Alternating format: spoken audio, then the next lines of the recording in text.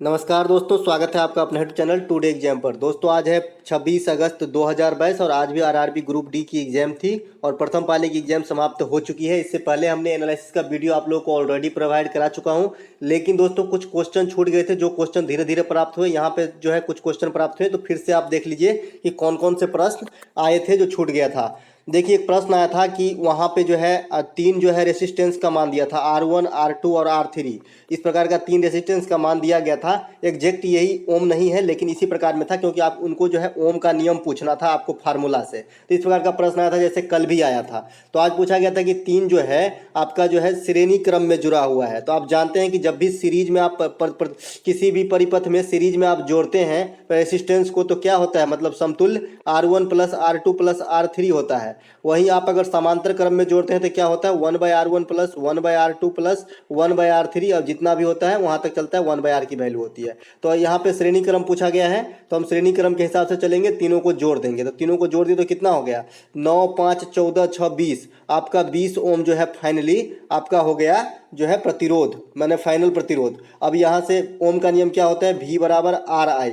वोल्टता की मान कितना है, धारा में 5 वोल्ट फ्लो हो रहा है, तो यहाँ पे आप 5 रखेंगे, यहाँ पे 20 रखेंगे, और I का मान आपको निकालना है। इजीली कैलकुलेट करते हैं, 1/4 हो जाएगा।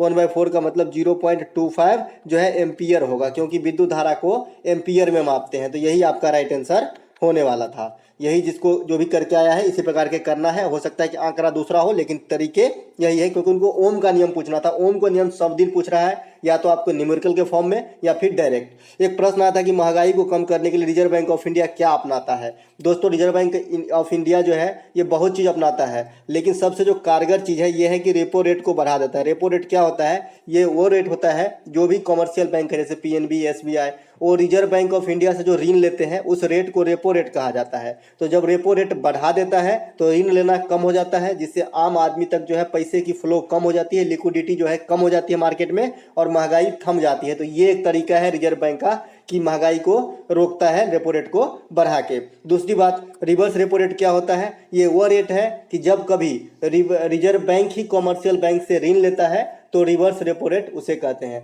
हमेशा याद रखिएगा, रेपो रेट का वैल्यू अधिक होगा, मतलब मान प्रतिशत जो अधिक रहेगा, रिवर्स रेपो रेट का मान कम रहेगा, क्योंकि ये रिजर्व बैंक ऋण लेने वाला रेट है रिवर्स रेपो रेट। तो कम में लेगा ना, और अधिक में देगा तब तो फायदे में रहेगा, नहीं तो डूब जाएगी कंपनी।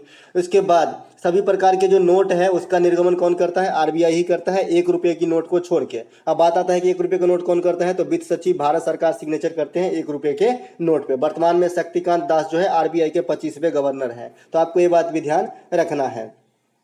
एक प्रश्न आया था, मैं तभी बताया था कि न्यूलैंड से संबंधित एक प्रश्न आया था, लेकिन क्लियर नहीं था। तो एक लड़का ने बताया कि न्यूलैंड का जो अष्टक का नियम है ये मतलब किस तत्व के जैसा गुणधर्म रखता है। तो यहाँ पे जो है बेरेलियम बताया था कि न्यूलैंड का जो अष्टक का नियम है, यहाँ पे मिसप्रिंट हो गया है, उसमें बेरेलियम जो है ये किस तत्व के जैसा गुणधर्म रखता है। तो मैग्नीशियम इसका राइट आंसर था, मैग्नीशियम ऑप्शन में दिया गया था। उस लड़के का नाम मुकेश है, देखिए यहाँ पे मुकेश ही टाइप हो गया। एक प्रश्न और आया था दोस्तों कार्बन के बारे में, कि कार्बन के बारे में क्या सही है। वहाँ पे 4 ऑप्शन दिए गए थे, लेकिन एक ही ऑप्शन प्राप्त हुआ है कि इनकी अपरूप की संख्या अधिक होती है, और हमारे ख्याल से कि यही आंसर होना चाहिए, क्योंकि कार्बन की बहुत सारे अपरूप होते हैं। हो सकता है कि इससे भी सुटेबल कोई ऑप्शन हो। अगर ये हो गया कि भाई कार्बन की गुण जो है आधात्विक होती है, आधात्विक, तो ये आंसर हो जाएगा। तो देख लीजिए कि ऑप्शन क्या था, लेकिन अगर मुझे यही ऑप्शन प्राप्त हुआ है, इसके अगेंस्ट में ही सब ऑप्शन होगा, तो यही राइट आंसर हो जाएगा, क्योंकि कार्बन के बहुत सारे अप्रूप होते हैं। हीरा होते हैं, ग्रेफाइट होता है, कोयला होता है, फ्लोरीन होता है, ये सब जो भी है कार्बन के अप्रूप है। तो देख लीजिएगा, इससे क्वेश्चन आया था, ऑप्शन जो है चारों नहीं है, इसलिए सटीक आंसर हम नहीं दे पाएंगे। एक प्रश्न न्यूमेरिकल से आया था कि किसी लेंस की फोकस दूरी 25 सेंटीमीटर। काफ़ी अच्छा बच्चा ने एक ही फॉलो में बताया कि एकदम एग्जैक्ट है, यही आंकड़ा भी था कि 25 सेंटीमीटर, तो उसकी क्षमता कितनी होगी। तो आप जानते हैं कि P बराबर क्या होता है, जो है पावर बराबर क्या होता है, 1/f मीटर होता है, 1/f मीटर होता है। लेकिन यहाँ पे दिया गया है आपको सेंटीमीटर में, तो आपको कन्वर्ट करना पड़ेगा। तो मीटर को सेंटीमीटर में कन्वर्ट करते हैं तो कैसा हो जाता है, 2 जीरो से गुना करते हैं। तो यहाँ पे सेंटीमीटर में दिया है, मीटर में बढ़ना है तो 100 से भाग देंगे तो 1/4 हो जाएगा। तो यहाँ पे P बराबर क्या हो जाएगा आपको, 1/फोकस दूरी दिया है 25, और इसको 100 से भाग देंगे तो मीटर में हो जाएगा। 100 ऊपर चला जाएगा, 25 नीचे आ जाएगा, तो 4 आपका आंसर होने वाला है। 1/1 गुने 100/25, तो यही आपका आंसर हो जाएगा। आंसर कितना हो जाएगा, 4 हो जाएगा। 4 डायप्टर इसका जो है राइट आंसर हो जाएगा, क्योंकि लेंस की क्षमता जो है डायोप्टर में मापा जाता है, आपको ये बात भी ध्यान रखना है। यहाँ पे 4 ही होगा, एक बार फिर से देख लेते हैं एक बार, मतलब P बराबर क्या हो जाएगा 1/f। एफ का वैल्यू कितना है आपका 25, सेंटीमीटर में है तो 100 से भाग देंगे तो सेंटीमीटर, सही है, 4 हो जाएगा, 4 करेक्ट आंसर है।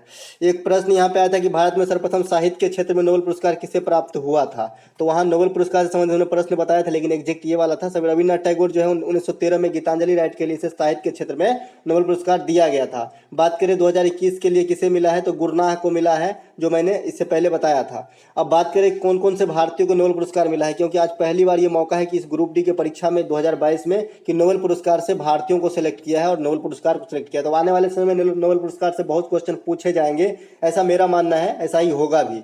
दोस्तों, इससे पहले जो वीडियो हमने पोस्ट किया उसमें नोबेल पुरस्कार की सारी जानकारी दे दी, आपको सारे PDF टेलीग्राम पे मिल जाएंगे। आप जो है अच्छे से रीड कर लीजिएगा, बहुत सारे क्वेश्चन जो है मेरे एक्स्ट्रा फैक्ट से मिलता है, जैसा कि आप जानते हैं। तो अब जो नोबेल पुरस्कार और भी पाने वाले हैं भारतीय, 1930 में जो है CV रमन साहब को प्रकाश के प्रकीर्णन के लिए दिया गया था। 1968 में हरगोविंद खुराना को DNA का संश्लेषण करने के लिए दिया गया था। 1983 में सुब्रमण्यम चंद्रशेखर को, ये भी वैज्ञानिक है, इनको दिया, चंद्रशेखर सीमा के लिए दिया गया था। उसके बाद 1979 में मदर टेरेसा को दिया गया था। फिर 2014 में कैलाश सत्यार्थी को दिया गया था। 2019 में निखिल बनर्जी जो अर्थ इकोनॉमिस्ट हैं, इन्हें दिया गया था। तो ये सब जो है नोबेल पुरस्कार विजेता हैं भारत के। चलते हैं आगे। एक और न्यूमेरिकल आया था, यदि अवतल दर्पण में 20 सेंटीमीटर, आंकड़ा अलग हो सकता है, 20 सेंटीमीटर पर तथा उसका प्रतिबिंब दर्पण के पीछे 10 सेंटीमीटर पर बना हो तो फोकस दूरी क्या होगी। दोस्तों, फोकस दूरी का अवतल दर्पण में क्या फॉर्मूला है, 1/f बराबर 1/v माइनस 1/u। तो इसमें रख देना है, तो 1/f आपको निकालना ही है, और 1/v का मान कितना है आपका 1/10 है, और माइनस क्या हो जाएगा 1/20 हो जाएगा माइनस के। तो यहाँ पे इसको सॉल्व करेंगे तो क्या हो जाएगा 20 हो जाएगा आपका एलसीएम, 2 में से 1 गया तो 1/20 हो जाएगा। तो एफ का वैल्यू क्या हो जाएगा 20 हो जाएगा, और किस चीज में दिया है तो सेंटीमीटर में, तो 20 सेंटीमीटर हो जाएगा आपका आंसर। तो इस प्रकार से इसे करके आना था। काफी इजी पूछ रहा है न्यूमेरिकल, काफी इजी पूछ रहा है न्यूमेरिकल, जैसा कि टेक्निकल में होना चाहिए उस प्रकार का नहीं पूछा जा रहा है। एक प्रश्न पूछा गया था, सबसे अधिक विद्युत ऋणात्मक तत्व कौन सा है। कल के PDF में देख लीजिएगा। सबसे अधिक विद्युत ऋणात्मक, सबसे अधिक इलेक्ट्रॉन बंधुता क्लोरीन, क्योंकि मैं ये सब बताया था, chlorine, fluorine, bromine, hydrogen group को जब मैं चर्चा किया था वहाँ पे सारे गुणधर्म बताया था। उसके साथ साथ सबसे भारी धातु बताया था प्लेटिनम, सबसे भारी तत्व बताया था हीरा, सबसे अधिक समस्थानिक वाला तत्व बताया था पोलेनियम 27 समस्थानिक। तो इस प्रकार के जो भी है PDF में है, तो यहाँ से आया तो फ्लोरीन सबसे ऋणात्मक होती है। पेड़ पौधा गैसीय पदार्थों का उत्सर्जन किस अंक के द्वारा किया जाता है, ये भी बताए हम कि पेड़ पौधा जो है श्वसन और तथा गैसों का निष्कासन, जो पत्ते के बीच में सिराएं जैसा ऐसा कुछ होता है, आप देखिए इस प्रकार का रहता है, आप देखेंगे इस प्रकार का दिखता रहता है, थोड़ा थोड़ा नस के जैसा, इसे रंध्र कहते हैं, स्टोमेटा कहते हैं। इसी के द्वारा जो है पेड़ पौधा सांस भी लेता है और गैस भी छोड़ता है। तो ये यहाँ पे स्टोमेटा राइट आंसर हो जाएगा। अम्लों के मिलान कीजिए, इस प्रकार का एक प्रश्न आया था। वहाँ पे 3 ऑप्शन दिए गए थे, टमाटर, संतरा और सिरका। तो मैं अपने हिसाब से ये अम्ल रख रहा हूँ, क्योंकि ये ऑप्शन मुझे प्राप्त नहीं हुआ है। आप बताइएगा कि एग्जैक्ट ऑप्शन में क्या था। तो अब टमाटर में ऑक्जेलिक एसिड हो जाएगा, संतरा में सिट्रिक एसिड और सिरका में एसिटिक एसिड हो जाएगा। तो मैं ये अपने हिसाब से रखा हूँ, हो सकता है कि कुछ और अम्ल होता हो इसके अलावा, तो भी ऑप्शन में दिया हो। तो एग्जैक्ट ये ऑप्शन नहीं है, मैं अपने हिसाब से ये ऑप्शन रखा हूँ, पहले बता दे रहा हूँ। एक प्रश्न पूछा गया था कि Mg+ के साथ कोई रिएक्शन करवाया जा रहा था और यहाँ पे कुछ बना जा रहा था, उसके बारे में जो है कथन सत्य और असत्य पूछा जा रहा था। तो ये पूरा अधूरा है, थोड़ा मिलेगा तो मैं दूसरे शिफ्ट के जो वीडियो आएगी उसमें इंक्लूड कर दूंगा, अलग से लास्ट में बता दूंगा। आई होप कि आपको अच्छा लगा होगा। अच्छा लगा तो एक लाइक कर लीजिएगा, साथ ही साथ शेयर कर दीजिएगा ताकि दूसरे तक भी पहुंच पाए। साथ ही साथ पूरी PDF आप जो है PDF टेलीग्राम पे ले लीजिएगा।